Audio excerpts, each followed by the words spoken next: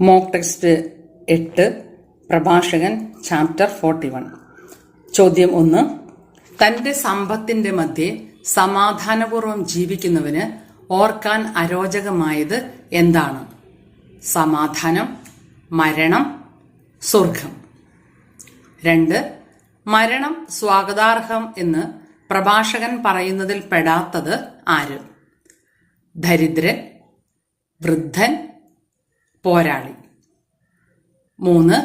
പാതാളത്തിൽ അതേപ്പറ്റി ചോദ്യമില്ല. എന്തിനെപ്പറ്റി?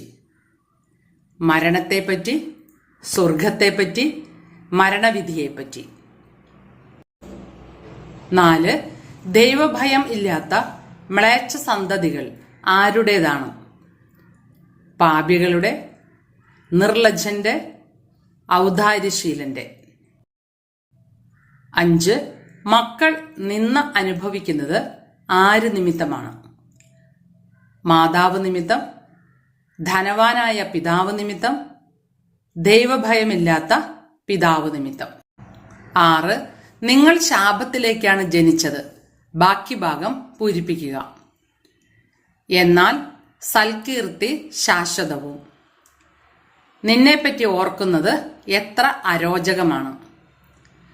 മരണത്തിലും ശാപമാണ് നിങ്ങളുടെ വിധി. 7. പൊടിയിൽ നിന്ന് വന്നവൻ പൊടിയിലേക്ക് മടങ്ങുന്നു.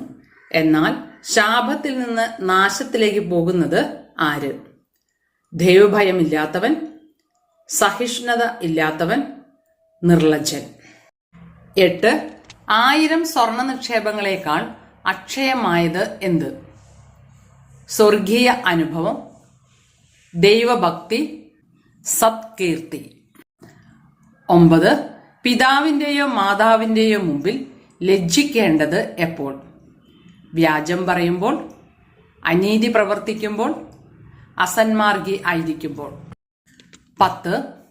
ദൈവത്തിന്റെ ഡാഷ് ഉടമ്പടിയുടെയും മുമ്പിൽ ലജ്ജാഭരിതനാവുക.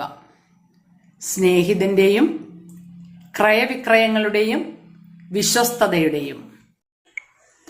11.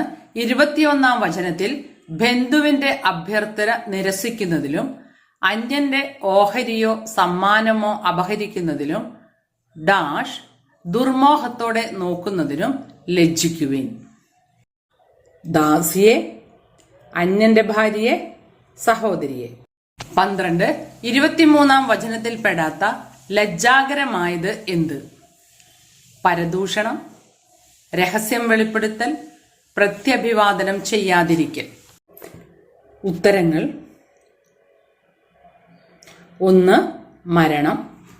2. പോരാളി. 3. മരണവിധിയെപ്പറ്റി. 4. പാപികളുടെ. 5. ദൈവഭയം ഇല്ലാത്ത പിതാവ് നിമിത്തം.